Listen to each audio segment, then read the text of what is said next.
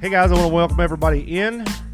This is officially episode 1 of Out the Top, a brand new podcast coming from Rock Life Studios in Monticello, Kentucky. My name is Brian Dunnigan. I am the owner-operator of Rock Life Off-Road. With me today is my co-host, friend for several years now, Mr. Dan Carter. How are we doing, Mr. Dan? I'm doing well. I appreciate you having me, and I look forward to this new adventure. Do you understand what we've gotten ourselves into? Well, you and I had tossed this idea around for a while. Yeah.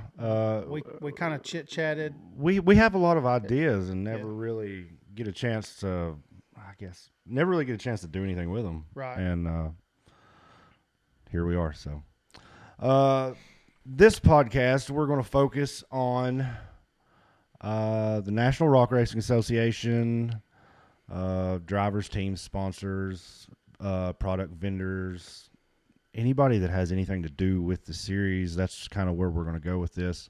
Right.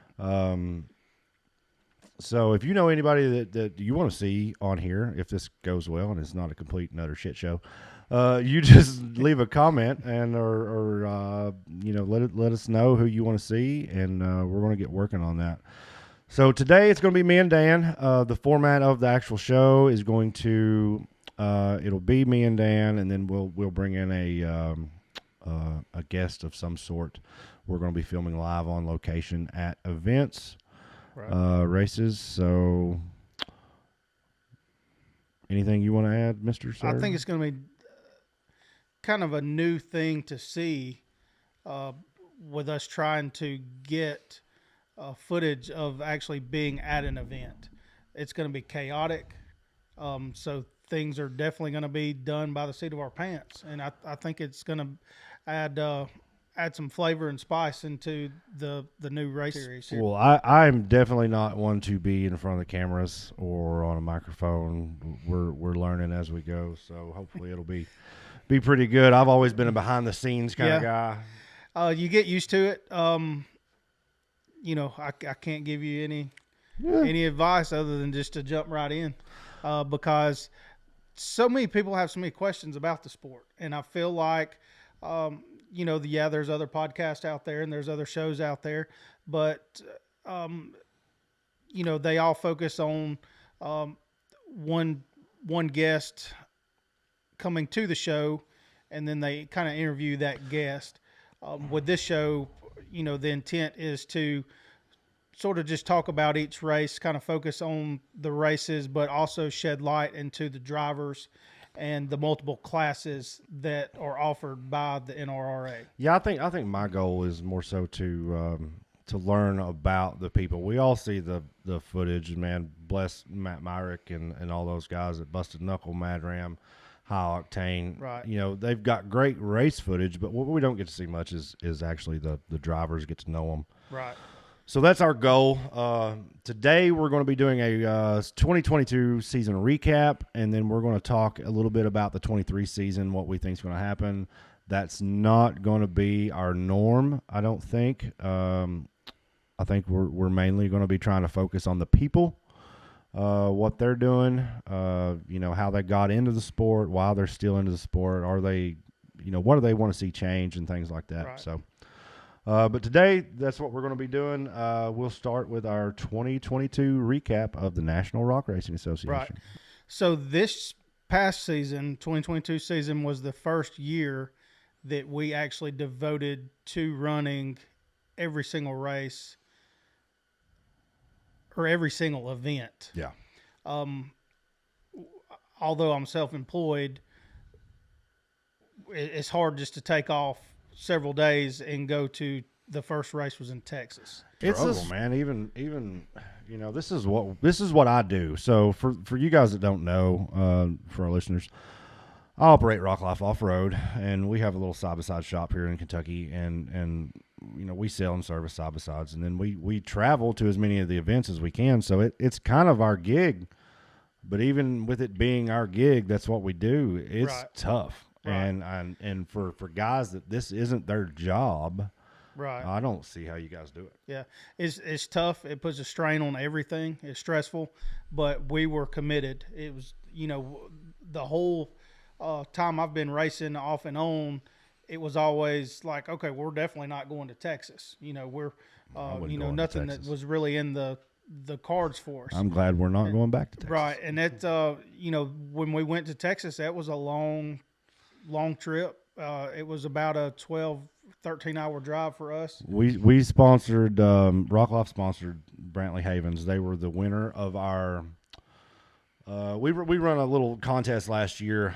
We had all the youth guys send in an essay. If you were going to run National Rock Race Association youth class, I had the drivers, the kids, and this is how I was going to pay for their Right. season entry fees, which is like $450 or whatever. Right.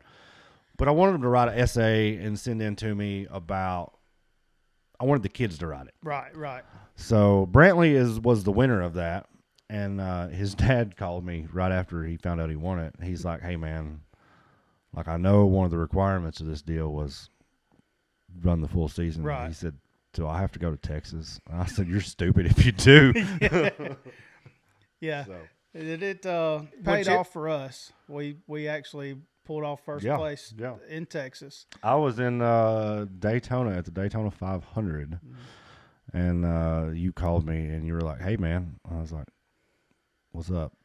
And you said, "I think we fucking won." Yeah. I was standing in the Xfinity Series garage, right next to Noah Gragson's car when I almost got kicked the fuck out of there.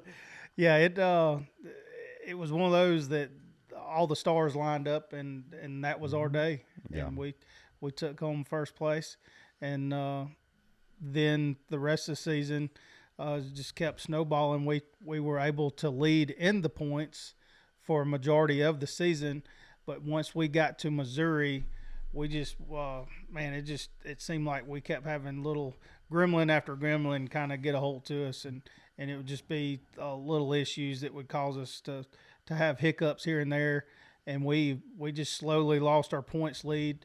Cooper Bentley wound up catching us.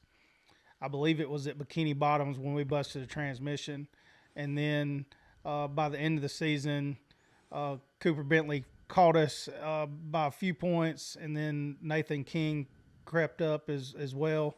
And Nathan had a good year. And he did have a really good year. He wound up in second, and then that pushed us to third overall for the 2022 season in the UTV Bounty. Yeah, we had 22 was it was a good year, but it was I think I say we, I can't speak for you. I think I got in my own head, and I ain't even driving the damn thing. Just you start off the year with such a lead, and your thought is protect. Right. But I think that was, we talked about Bikini Bottoms putting the 35s on and stuff, and I'm like, I don't know. Like, we're in a position to either go big or go home, and in retrospect, we probably shouldn't have done that. But. Right. Well, hindsight's 2020. We did end up going with the 35s. Ended up losing the transmission, and then it just our points lead just deteriorated from there. Yeah. But well, we broke two steering knuckles throughout the year. Transmission, Disney. Don't even want to talk about that. Right. But a steering U joint, cost us second place. Right. So you take those three runs, you get three finishes. We're first or tied for first, or real close. So I'll take that. I mean, we had a good year. Yeah, and then we were mainly focused on the UTV Bounty. We were also running the UTV stock class that is basically the UTV stock class. We had more fun in the UTV stock class than we did all year, but Rock Life sponsored the UTV stock class, and it is just basically you come out there in your stock machine, you have on full race gear, and you just push your car as hard as you can push it. And it's more like, I guess you would say it's more like a woods course. It's nothing It reminds me of the woods courses that like Pro Rock would throw in Right. at a big race on a Friday night Right. when they didn't have nothing else to do. It reminds me of that. It's very so if we got any listeners that want to get in on that, that's where you get in. Right. You know, make sure you got your safety gear up to spec and come race. Right. And you're not gonna tear nothing up. You're not gonna just demolish a machine unless you Right. just can't drive. And if you can't drive, then you're probably gonna do that anyway. So Right. It's a good way to get your foot in the door. It's a good way to get your foot in the door, and it's man, it's fun. The crowds. So when the stock class started, the first year I was kind of worried. Right. I was like, "Are we going to do this again?" Because the crowds were down. Right. And then as we went into 22, some of the guys that run the big bouncers started jumping in and filling the field out. And, man, we had some big crowds last year. I was really pleased, and we're going to go back. Super Grips jumped on board with us this year, and we're going to go back with the Rock Life Off-Road UTV Stock Series presented by Super Grip ATV in 23. That'll be a good time because we actually saw that class double in size. Oh, yeah. And it's fun. We ended up pulling off 5th overall for the UTV stock class. And we ran a little bit of UTV Cup. We weren't really focused on that. We also did one race at Wildcat. Wyatt Wilson and I ran UTV, not the UTV VIN class, but the actual VIN class or the beater class. And that's like the stock UTV class version of the bigger vehicle. So you just basically bring a beater Jeep or beater car to the race. So when that class started and they announced that, I called Clyde and I said, "What in the world are you doing?" And he's like, "What do you mean?" I said, "These guys, if there's any money involved," I said, "they're going to build, 1,000 horsepower Jeep Cherokees and come out here and wax everybody's rear end and take their money." And we had talked about him possibly putting in like a U-joint size rule or a tire size rule or something like that. Yeah. And if it becomes too competitive and too money grabbing, that's still a possibility. Right. But I've been pretty pleased. I mean, it's just been it's been Jeeps. Right. Or it's been Don Curtis and that square body. It's been Toyota trucks. So as long as it stays true to that, man, that series has got it's so much fun. And I see that happening because some of the guys that ran last year were so excited about it, so pumped that they're looking forward to the 2023 season. Yeah, I hope Curtis, he drove to, I think he missed 1 or 2 races. Right. But he drove all over the country in that square body, and they had enjoyed themselves thoroughly. So. Right. 2022, like I said, it was a good year for us as a team. So for those of you who don't know, the UTV Bounty class, Dan drives the Rock Life house car. And then in the stock class, he has his own full body we support. And then they also have another tube chassis that we help them with. So, man, pretty good year. I'm looking forward to next year. And we'll get into next year in just a little bit. Crank her up. You going to do anything? I was just asking. You going to do anything, Jody? Jody, producer. You don't have to cut me. Over here on the other side of the table, we got producer Jody. All right, so 2023 Team Rock Life, what do we got going on? So 2023 is going to be a big year. We have decided that we're going to do a little bit more racing with Clyde. Sounds horrible. With the National Rock Racing Association.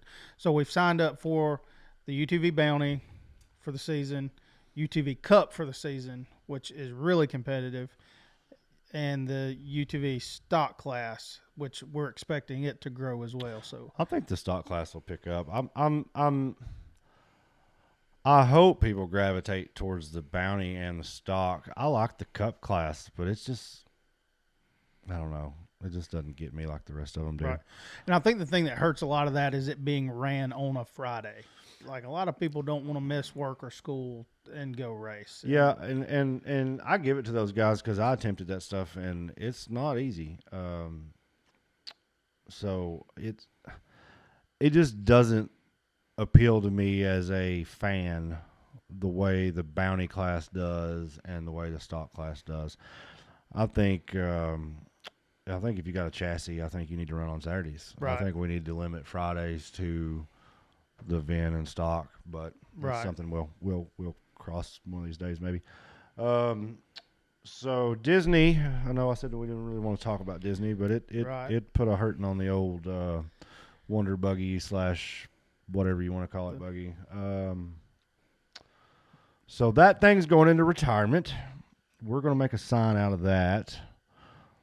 We do have pieces and parts to build a new one. We haven't started on it yet. Guys, we'll talk about it as we go on the podcast, and we'll put some video out on YouTube as that progresses. But that is in the works. So for the first of the year, we got old Pinky and the full body. Right. So basically, we have planned, which the pink car, it's pretty capable unit. Good we're gonna run it for UTV Cup and UTV Bounty for probably the first half of the year. It's pretty similar in horsepower to the Rock Life car. Rock Life cars, we did some work on it at the beginning of last year, get a little bit more horsepower out of it. But, we have done a little bit of work today to the full body to get a little bit more juice out of it. So we're going to run the pink buggy and the full body for the majority of the year until, we can slowly get the bugs worked out of the new Rock Life car. So we did get, and I'll share a little information on what we're doing with the Rock Life buggy. The old chassis was a 19 built by Gilbert over at Gilbert's Off Road. It was a good car. It lasted us 3 or 4 years of hard racing. It's just beyond repair at this point. The new car, we did go hydro. Suspension is still TBA. Everything else is still TBA. Right. I've got 2 different names picked out for the buggy. My NASCAR friends, and as you guys who are watching on YouTube, you can see behind me. If there's any of you guys, there's 2 names. One of them's the Blue Goose, and one of them's the Redheaded Stepchild. I'll leave that up for interpretation any way you want. That's where we're going with this car. So we'll see how that turns out when it comes time. Right. But I think realistic goals. I'd like to see us on the boxes in every class at least a couple times. Oh yeah. Just throughout the year and overall, like I said, I don't care as much about the Cup class. I think the stock class and the bounty class, I think we have a legitimate shot at season ending being back on the championship boxes, which is no pressure, sir. Well, the only thing is I agree with you, but no buts. There's a lot of competition in all classes, but the courses have progressed to where they are longer. And it is. That's so. In the years I've known Dan, the first few years we raced together, we had finishing troubles. We would turn over on something that we had no business turning over on, or we'd get hung up on nothing, and the hill would be very climbable, something he could do, and then we either wouldn't get there, or something would break, or we'd blow a belt, or something along those lines. So I feel like as we got a better buggy that was more capable to climb, we eased off on the the course part of it to Right. make sure we got to the end. Finishing Right. became more important than finishing fast. Right. So last year we finished most of the hills, most of the races. I was pretty pleased with that. And then so this year we got to finish fast. Right. In which I can tell I've evolved over the past few years as a driver, going back and watching some of my older footage. You know, I can see definitely where I'm slow, where I need to work on some things here and there. So we're looking forward to the 2023 season. Yeah, just don't listen to me when it comes to picking lines. All right, so moving on, what we're going to do now, next topic, 2022 overall for the series. I think it went well. Do you want to go over the winners and losers overall, the championship guys? The bouncer class was kind of shaken up a little bit. There was a lot of good competition in the big bouncer class, but you know, Timmy still pulled off the championship. What is that, 8 in a row? I believe that is 8 in a row. His goal was 10, but word on the street is he's we'll talk about that in a minute. Yeah, he's going into other endeavors. And then second place we had Wade Good. He jumped up very impressive rookie season in the big bouncer. Right. Yeah, he kind of shook some things up, and he was actually leading in points for a little bit of the season. I can't remember now. He was either 7 points ahead or 7 points behind going into finals, I think. I can't remember. Broke a steering arm on hill 1. Right. And so he didn't get to finish that and didn't get to complete hill 2, which knocked him out of having a championship hope. But yeah, super impressive. Right. You know, he had that reject buggy working really well. Oh, yeah. And he's not afraid to drive it. And then Daniel Heckley wound up on the podium for third. He come a long way from old Smokey Joe buggy to what he's driving now, and it's showing. Oh, yeah. He's a damn good driver, and he just needed a little bit of a boost, a little bit more updated machine. Yeah. And once he got behind the wheel of a newer machine, he's a very capable driver. All right, so moving on from the bouncers, we had let's go UTV Bounty. The Bounty class, Cooper ended up sneaking that one out. Right. That little devil. Yep. And then Nathan King second, and then we got third. Right. Like I said, we had that it's so heartbreaking. We had that most of the year. Right. And then it just crept away from us. But those guys deserved it. I'm not trying to take nothing away from them. They done really well. Right. Both of those guys are really good drivers. And this was Nathan's first year too, wasn't it? I believe this was his first full year. Him and his sister both competed together, and he wound up. We had a pretty good points lead throughout the season, and you know, like I said, just little things happen, and you know, our points lead deteriorated, and you know, they snuck up and got us. But both those guys are really good drivers, and I feel like they're going to be somebody to watch out for next year as well. Yeah, very, very deserving. UTV Cup class, who we got for our top 3 did Timmy take that one again? So Timmy wound up taking the UTV Cup class once again, and then I believe Clay Kaysen was on his heels. That was a close race most of the year. And I think his points started deteriorating too in Missouri. That's about when ours started. That's when he have a bad wreck, got hurt. He had a bad wreck, and you know, it sent him to the hospital. They checked him out, and he actually had to let his brother Cody drive for him, I think the next race. Yeah, and take nothing away from Cody. Cody's a hell of a driver too. Right. But that's just I mean, that sucks when you've worked all year and got that close, and then have an injury take you kind of out of the hunt there. Right. And then you know, he wound up in second overall, and then for third, Brandon Davis. Old Mr. Consistency. He is a force to be reckoned with, and listen, he is probably the most consistent of everybody. I'm going to say this, and I hope I'm not insulting Brandon. So I'm a big Street Outlaws guy, and the first couple seasons of Street Outlaws, they had the old farm truck. Right. Farm truck was the gatekeeper to the top 10. Mm-hmm. If you wanted to be on the top 10, you had to outrun farm truck. I kind of feel like Brandon might be the gatekeeper of the podium. Right. If you want on the podium, you're going to have Right. to outrun Brandon to get up there.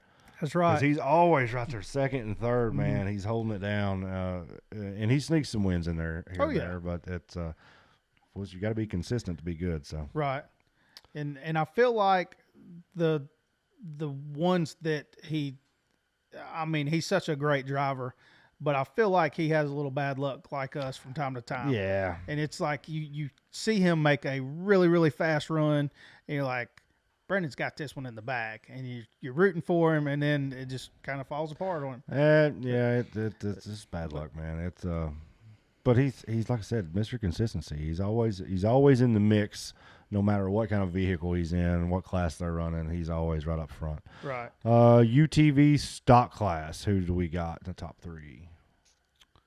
So Cody Kaysen has an RS1 that he can drive that thing with his eyes closed. He is a wheelman behind that RS1. I've seen him climb some stuff that chassis buggies won't climb in that RS1, but he's just hard to catch. I'll be honest with you that he put that tough. thing in the wind, and he I think they had some issues with it, and then they've got a full body.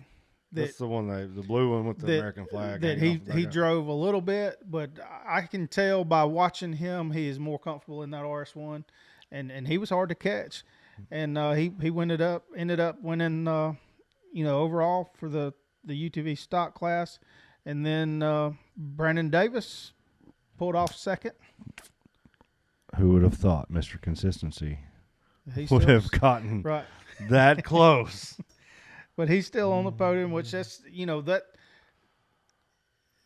UTV stock class is, there's so many guys running that class. So, it's a toss-up any way you look at it. It is. If you want to finish in the top 5 or top 8 of the year, you're going to have to run every race. Right. Be fast every race. Right. Finish every run, and those guys that did that's a big feat in any motorsports. Is right. They did really well though. Right, and then wrapping up the podium was Daniel Heckley in third, and I believe him and Jay Storts fought back and forth over third and fourth there for a minute. Points. And then, I think Colton Holback was also in the mix there with him. Justin Holback, yeah. Justin. And it's another set of brothers I always get mixed up. But in the long bed, the 4-seater. That's it. But the overall, like I said, was Cody Kaysen in first, Brandon Davis in second, Daniel Heckley in third. The stock class, I was really pleased. Rock Life was really pleased with the way that turned out this year, and we're really hoping for big things this coming year. We hope that field size keeps increasing, and we hope the competition gets tough, and I hope we can get up there and shake it up a little bit. Right. VIN class. Don't know. Do you know who our actual top 3 was? All I know is Don Curtis, and Don Curtis. Don Curtis ran.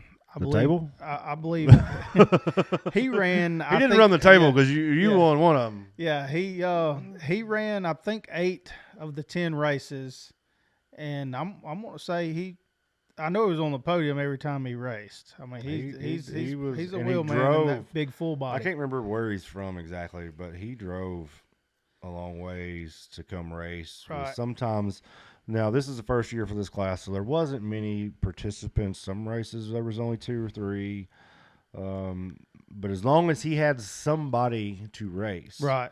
He showed up and ran, and they drove, and, man, more power to those guys. Right. I hope we see those guys back out next year. VIN class is really cool, and I hope they can keep it what it is. Right, yeah. And that's when I heard about the VIN class coming to fruition, and I was talking to Clyde about it, and, my thoughts were, please let this be something that anybody can have a shot at. Yeah, I was afraid. And once Clyde said that he was trying to figure out a way to keep this like the UTV stock class. You know, he didn't want some of the big bouncer drivers to come in and do a tire swap and put smaller tires on and then run this VIN class. But as long as they keep it that way, I think it'll be good. Yeah, we had a good time watching the VIN class this year, but Don Curtis wound up taking the top box on that with Colton Hoback in the old Jeep Cherokee. He wrapped it up second, and then Charles Karras was in third. Mr. High Octane. Mr. High Octane himself. Show up and show out. Who we got next? Well, we got the youth class. The UTV youth class, and that was something that I enjoyed to watch because those kids work just about as hard as the adults when it comes to studying that course and actually putting effort into it. They took it very serious, which I'm glad. I want to see them have fun. Right. But man, this isn't like baseball. This isn't Not at like all. basketball. This is a very expensive sport. So these parents put a lot of time, travel, money. The initial startup, if you have to go buy a new Razor 200, you got to get safety gear. You got to get, you need window nets or skid plates or tires and wheels or what have you. You're looking at $8,000 Just off the to bat. show up to race for a 5 to 7 to 12-year-old kid. So it's a lot of initial investment, and the kids that I seen show up, man, they were all about it, and I'm glad they were, because it does take commitment to do what we're doing, to do what they're doing, and if they weren't committed, I would just feel for those parents. Right. And I'm a firm believer you don't make a kid do a sport that they're not interested in, but all those kids, man, they were gung-ho, ready to show up. Little Brantley come out there, and he, like I said, we sponsored him, but he showed up, showed out, took home a lot of podiums. But he had some mishaps. Yeah. Some wrong. We teased him all year long, called him Wrong Way Havens, because he made a couple left turns or some zigs when he should have zagged, and so we called him Wrong Way Havens. But he stuck it out and done really good this year. Oh yeah, he wound up in third for the year and did pretty well. The thing about it is they were just having such a good time, and that's something that I'm glad that they were keeping into consideration as well, is that they didn't want people to come out and just mod these cars out for the UTV. Yeah, because now some of those 170s you can drop 20 stacks on them in a heartbeat. Right. And I'm glad that the rules were stock, very stock. I hope they keep it very stock. I think tires and wheels, tuners, safety gear. Right. Maybe a clutch kit, but that's it. Well, I think people wanting to grow the sport, or that's the idea of wanting to grow the sport, is to keep it how you get fair people and involved. competitive. Yeah, I mean, when money becomes a factor, it becomes hard, right? Like extremely hard, and that's when you see people start dropping off. Right. And so as long as they keep it affordable, it'll be good. Yeah. The only thing, and I will mention this about the youth class, I was a little bit disappointed with the way it was handled at finals. Now I know Justin got hurt running the UTV stock class, and he was kind of the ringleader of that youth class. But so what happened, if anybody doesn't know, and if you're not involved in the youth class, you probably don't know. We had finals at Disney, Oklahoma, and you got all these youth kids and their families. Well, most of them are kids of racers. Right. Damn producers. Most of them are kids of racers, so they're there anyways. Right. Well, you do have a couple kids that travel to the races that their parents don't race. Right. They just race. Right. So at finals, for years, and I've been traveling with the National Rock Race Association since 2016-17. Right. For years, finals was 4 hills, 4 runs, everybody. Right. Now we've got more classes. We had less time. going into finals, I had no idea what was taking place. Right. I didn't know if we were running 3 hills, 4 hills, which classes were getting priority, none of this. Right. So the youth class ran one run Thursday. I believe it was Thursday. One run Thursday, and then one run Friday morning. Friday morning, and then awards were Saturday night. Right. And so if you're a family from Kentucky that drove 12 to 14 hours to Disney, you raced one 30-second run, 50-second run on Thursday, one. Right. I think Friday's runs were 12 to 18 seconds. Right. Then you were stuck in the middle of nowhere till Saturday to get your awards if you were lucky enough to podium. Right. Without any more runs. I think if we do that again next year, there has to be a way to include those guys. Make sure they get a run a day at least. Right. Make sure, everybody, I think, at finals, they need to get their 4 runs. Right. Because that's a big event, and that's one thing I do want to see change. And if we've got to move finals out of Mid-America, out of control of that group of people, so we have our own time slot at our own racetrack, Right. then that's what we got to do. Right. And I have been a proponent, and it's no secret, I've been a proponent. If we don't move finals to Windrock at some point, I think we're crazy.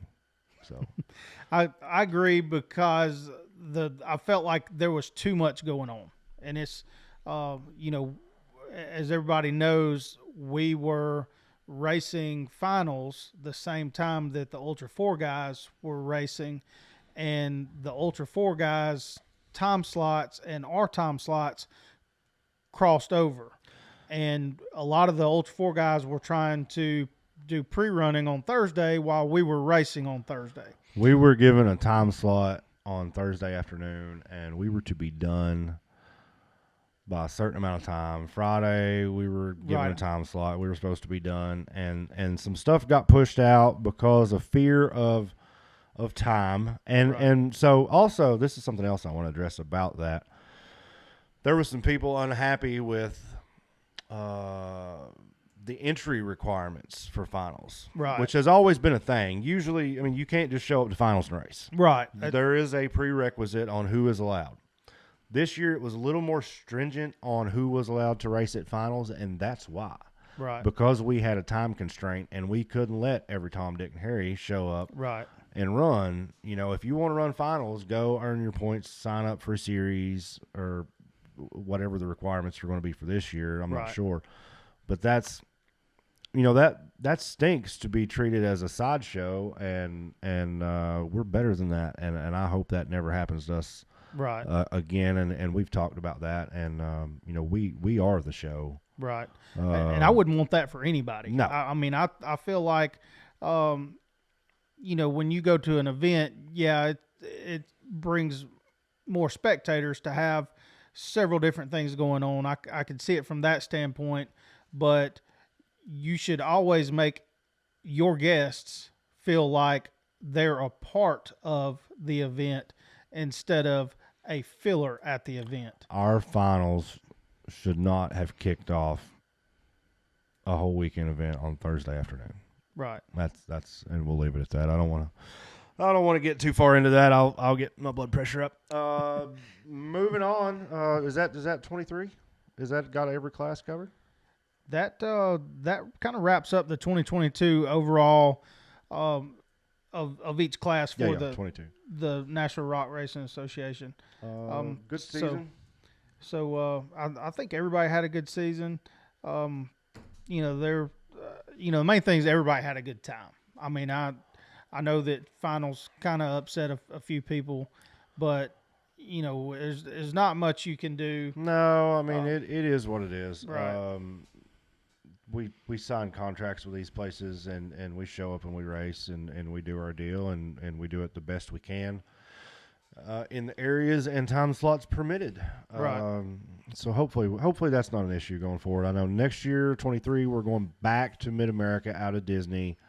We're supposed to go back, as far as I understand, we're supposed to go back to 4 runs for everybody. We'll have all day Friday and Saturday, and we might have to run Right. Thursday night, but we'll have our time slots. Right. So that'll be good. Oh yeah, yeah. I look forward to 2023, and I'm sure a lot of other people are as well. I know that a lot of guys are changing some things up.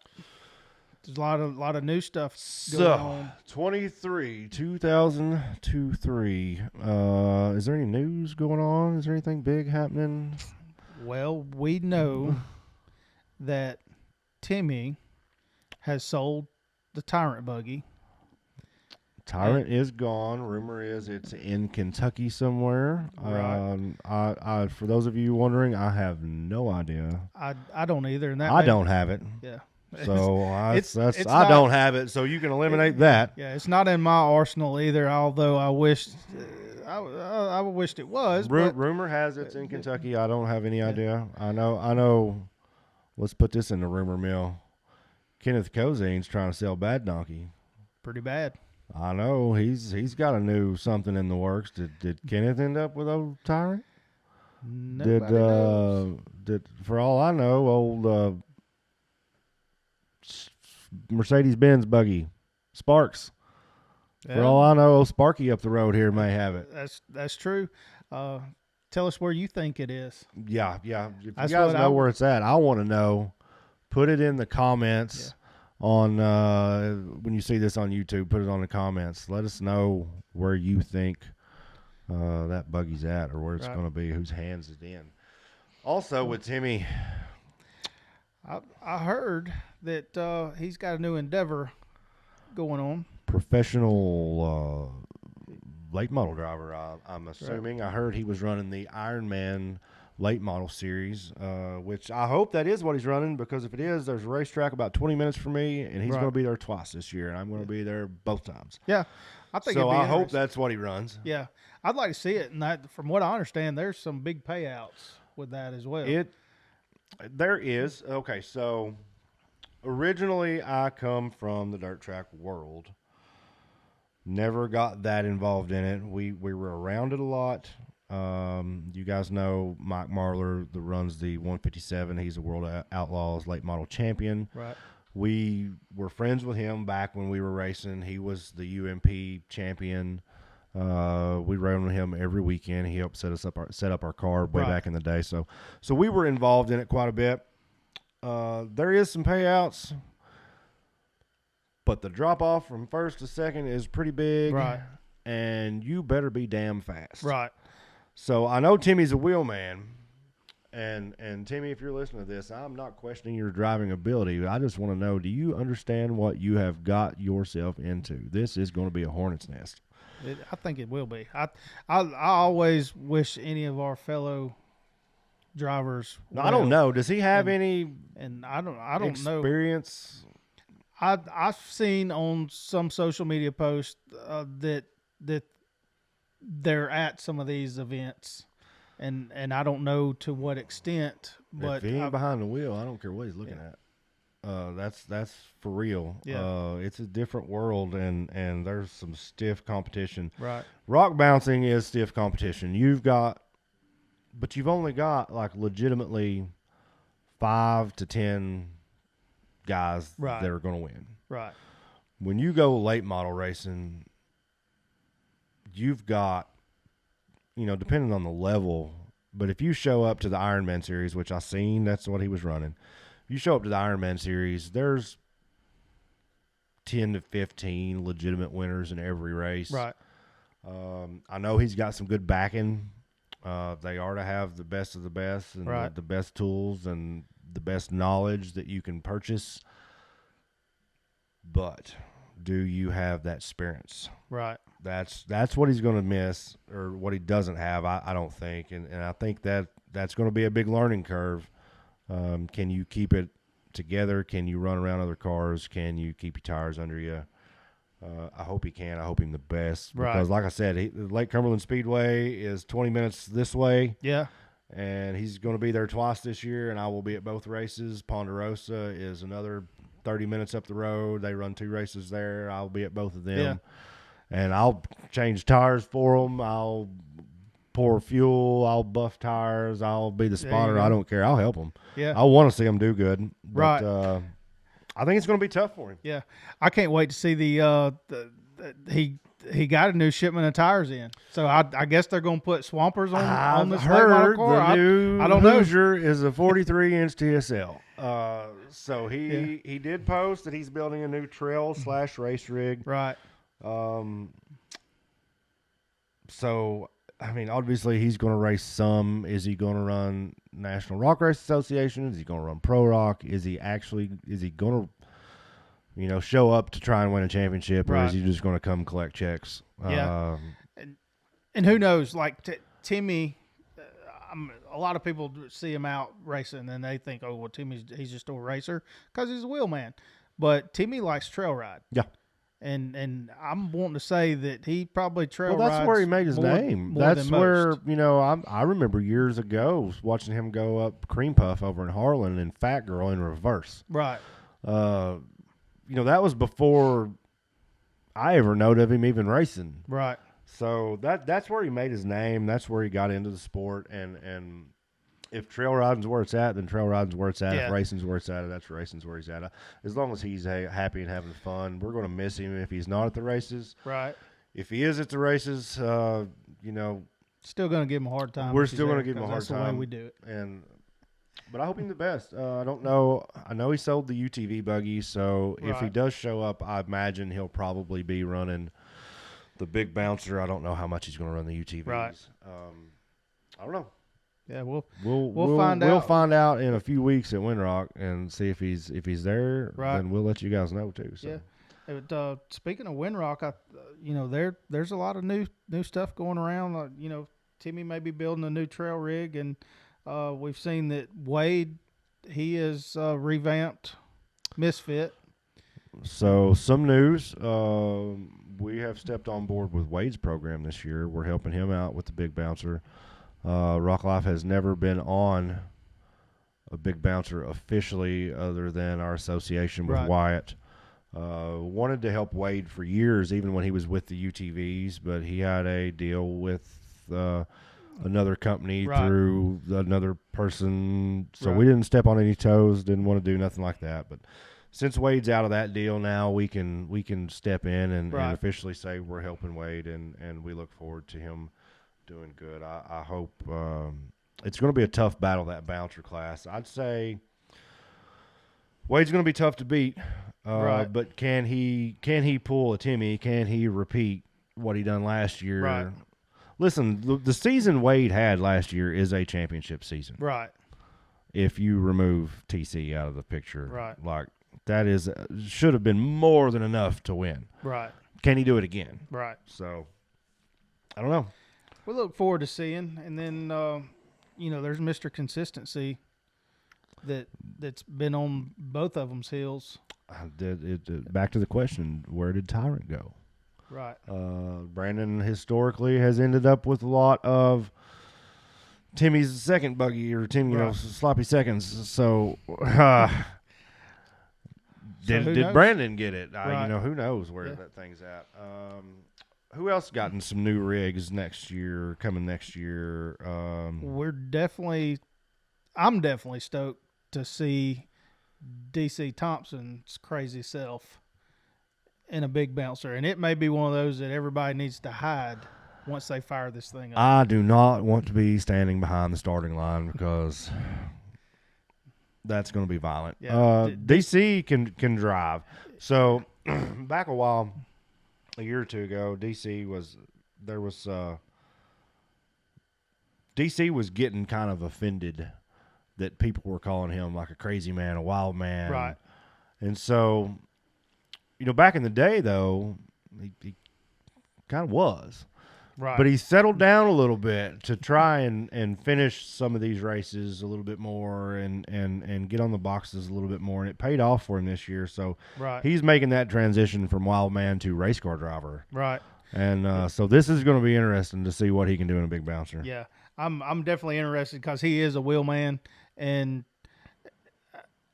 I see where he's coming from. I remember somebody coined the phrase that he was a kamikaze. Yeah. And the way I look at it, he was just taking chances because there was a couple of times him and I both ran a pro rock race at Dirty Turtle, and him and I both saw a line that nobody else was trying, and we both took that line. It didn't pay off for either one of us, but if it would have, that would have been. Look out.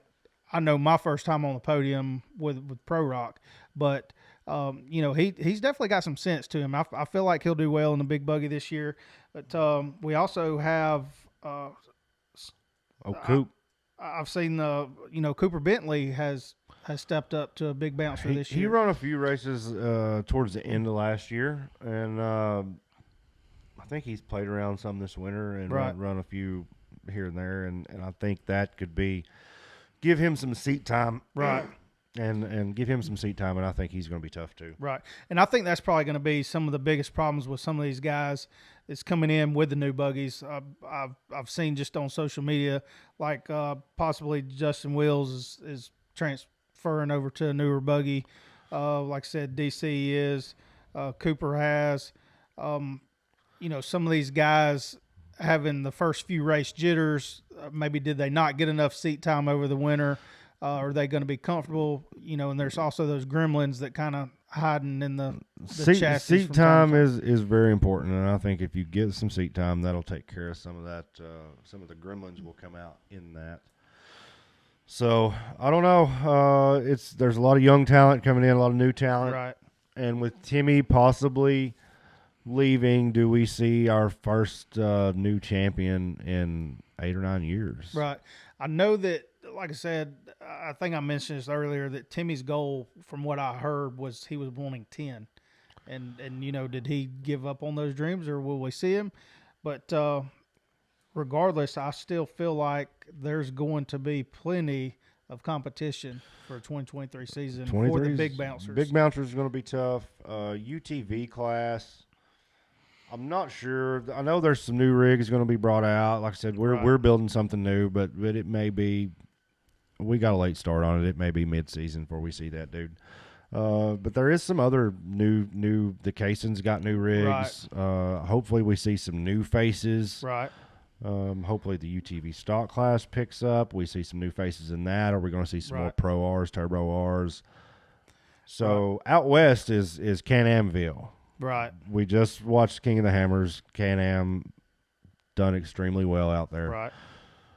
East Coast guys, we know where our bread is buttered, and that is by Polaris machines. Right. So, are we going to see some of those Can-Am guys try and sneak in over here and get some of our thunder?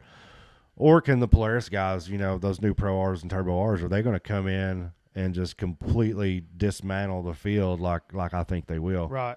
So, I don't know what's going to happen there. Vin class, like I said, I hope Vin class we see some more people show up. It is a 100% payback, so I think that we need to get somebody behind that class to throw a little money at it to make it a little more enticing and get some more people out of the woodwork. We've like I said, we ran the Vin class at Wildcat with Wyatt Wilson, and that was a blast. We had a good time.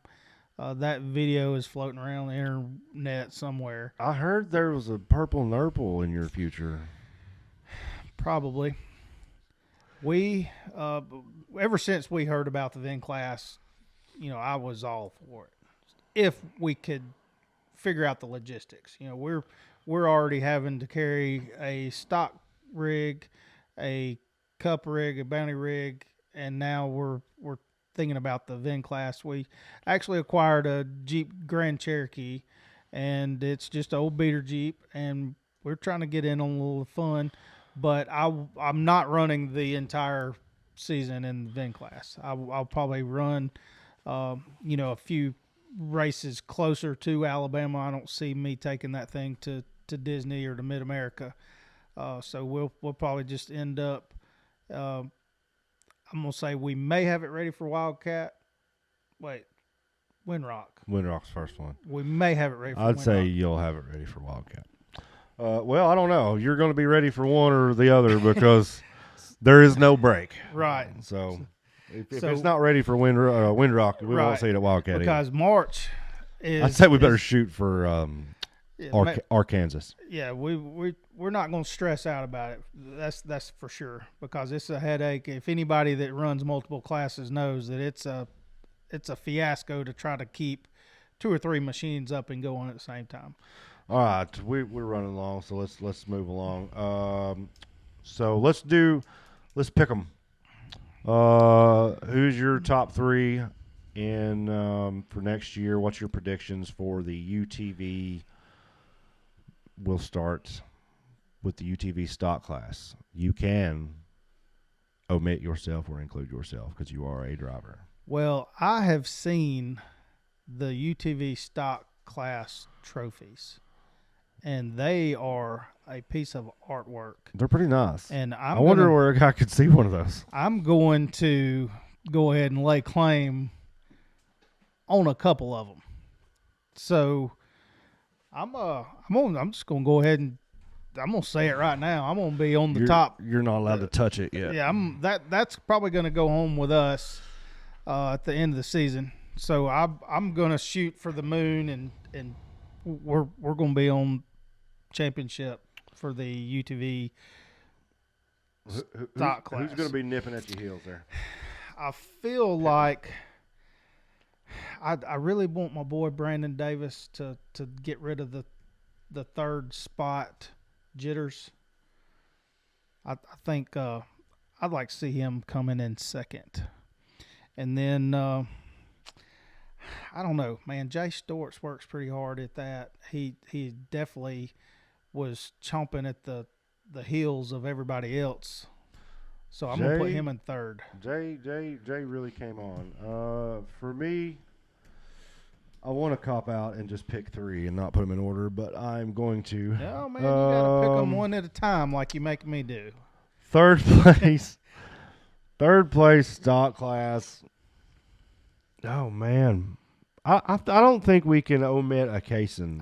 Yeah, I was just thinking. I don't think we can omit a Kaysen. Yeah. Those kids are fast. Let's put. If Hoback was going to race, if I knew he was going to race, and I don't know what after his injury in at Disney, I don't know if he's going to run again. Hoback was fast. He was fast and very impressive with that 4-seater. Right. If he was racing, I'd put him in third if I knew he was going to race. But since I'm not unsure, I'm going to put Daniel Heckley in third. I'm going to put Cody Kaysen or shoot. Excuse me, brothers. Cody. Yeah. I'm going to put Cody in second. And I think we got it. We're going to push hard for it. I think we got it. We're going to tighten the reins compared to last year. I seen the Dan at finals, and I think with what the known sender done to the old full body today, I think we'll be good. Yes. UTV. Let's go unlimited class. That's gonna be a good one. I'm like you. You cannot rule out the cases. You can't rule out the Kaysens, and that class has a lot of comers and goers. Right. So there may be a new guy we don't even know who he is sneak in there and right. set the world on fire. Right. And I know that both the brothers got a car in the works. And then again, Brandon Davis is probably going to be back running the UTV Cup. So I'm going to just go ahead and say this is going to be the year that Brandon Davis breaks the curse, and he's going to take home the championship for UTV Cup. You took my pick. And I'm going to say, man, it's a toss-up. I think the Kaysen brothers are going to fight it out this year. Both of them running Cup, so I'm going to say they're both going to run Cup. I feel like they are. Both of them have chassis buggies. Boy. So I feel like Clay will have that number 2 spot, and then Cody will round it up in third. Ooh, that I didn't realize. That so I'm counting on you guys. They're both running Cup. Yeah, that's very realistic. I'm going to trade it up. Who was our top 3 from last year in the Cup? Timmy. Top 3 was. Got to look at my cheat sheet here. Timmy, Clay, and Brandon. Timmy, Clay, and Brandon. So Timmy, we don't think's running UTV Cup. So let's go. Man, I want to pick Brandon for first, but We can manifest the this. track record just suggests otherwise. Like somebody's going to come in. There's going to be an unknown come in and wreak havoc to his season. He's going to win. I figure Brandon's going to win 2 to 3 races. I could easily see that. He'll win 2 to 3 races and could possibly still not win the championship. I'm going to go Clay first. I'm going to go Brandon second. I don't know if Cody will get third. I think we see a newcomer. Oh, I really don't know. I'm going to leave third open. TBA. I hate to bail out, but I want to see the fields first. I think third could be a newcomer, somebody we don't even know. Right. Because the Caissons came on the scene last year. I didn't know Right. who they were, and, Yeah, and they come, and now we're picking them for championship favorites. right. So I feel like third will be a new person. We'll go UTV Bounty. You know, I'd really like to see Tyler Bradley I'd like to see him do good. do well this year. He fought hard all year last year. I'll take that back. DC Thompson's my third for the UTV Cup if he runs UTVs. If DC doesn't run UTV Cup, then I'm going to still go TBA. But if he runs I feel Cup, like DC will. I think he still wants to do the big bouncer. with it being on Friday I and feel then bouncer on Saturday, I think he can do it. right. I could see that, and then I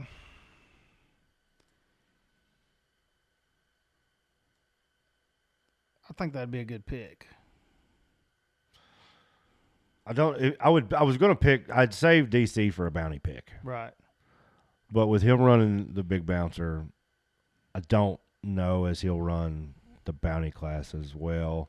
Right. So I want to use him in the Cup Series. Yeah, I know that last year, the way DC kind of projected that was if everything was still together, and it was feasible to put together, he would run it. I know that Wyatt Wilson's going to be running some UTV bounty with us, so I see Wyatt Wilson first. And him and I are going to have words because he knocked me back off the championship. I'm going to take home second, and then I'm going to say Nathan King's going to hit third this year. I got to give him a little bit of payback for last year, so I'm going to put him in third. I think for bounty class, I want to pick us, but with the buggy change looming in the middle of the year, I don't know, and I want to see us do good, and I'm not trying to degrade our season by no means, but I don't, me and you talked about this. Right. Points don't mean as much to me this go around Right. because I think it takes some of the fun out Right. of it. And a new buggy coming in, I do think we can get in top 3. I'll put us. I'm going to put us third and hope we overachieve. Right. And then second place. Second, I think, could be Tyler if he commits to the season. Yeah. Man, that first place is going to be rough. I do think one of the Kings could sneak in there. Oh yeah. I think Nathan, the way they came on at the back half of the Right. season. Now, if he's going to win the Bounty Series, he's going to have to not run that car in the Cup class. If Right. he runs that car in the Cup class, he will not. I don't think it can hold together Right. and have a championship season. But if he gets out of the Cup class, I think he has a legitimate chance at winning Right. the championship. Well, that does take a lot of toll on a car to Yeah. run both classes. There's very few people that run the Cup and the Bounty, and the only reason I ran the Cup in some cases was because there are similar portions of the Cup class that runs the Bounty course. Yeah. So these courses have gotten longer, and that's because they have incorporated some of the UTV Cup course. So that's why I opted to run some of it. But it's definitely going to be it's going to be a tough year because it's still a lot of good competition out there. All right, quick. We're going to do this 2 ways. I've been thinking about this while we're talking. We're going to do it 2 ways. Bouncers is all we like. Give me a with Timmy and without Timmy top 3. Okay, with Timmy, it's going to be Wade, Timmy, Heckley. Without Timmy. Without Timmy, it's going to be Wade, Brandon Davis, Heckley. I am right there with you. I think with Timmy, I think he gets top 2. I think Wade overtakes him this year. Wade, Timmy, and then I think Brandon gets third on that. And without Timmy, I think it's still Wade, and then I think Brandon, and then it's either going to be Wills or Heckley in third. And if Wills' buggy comes out firing on all cylinders, I think he gets third. It could be either one. For pick's sake, we'll say Daniel Heckley. All right, guys, that's we went a little longer than we meant to, but that's our first episode of Out the Top.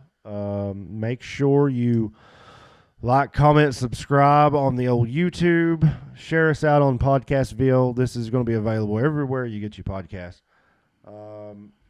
If there's anything you want to see coming forward, if there's any drivers, make sure you comment that. Also, this podcast is going to be put out by Anchor FM on Anchor FM. If you'll go to anchorfm.com/out the top, you can get on there and leave us a voice message, and we'll play that maybe in our next episode as long as it's civil, and give us a little something to talk about there. So anything you want to add, go to Anchor FM, leave us a message there, and we'll get that on the air. Guys, appreciate it. I'm really glad we're doing this. I think it's going to be a good thing. Rock racing has needed something, and I hope we can provide it. I just feel like there's been a gap there, and I hope we can provide that for you throughout the year. Be on the lookout. Our next episode is going to be shot live at Windrock, and then we'll be shooting again at Wildcat for round 1 and round 3 of the National Rock Race Association. Dan Carter, it's been good. I appreciate it. Right, we out. This episode is brought to you by Rock Life Off-Road. Check us out on Facebook, YouTube, Instagram, and TikTok.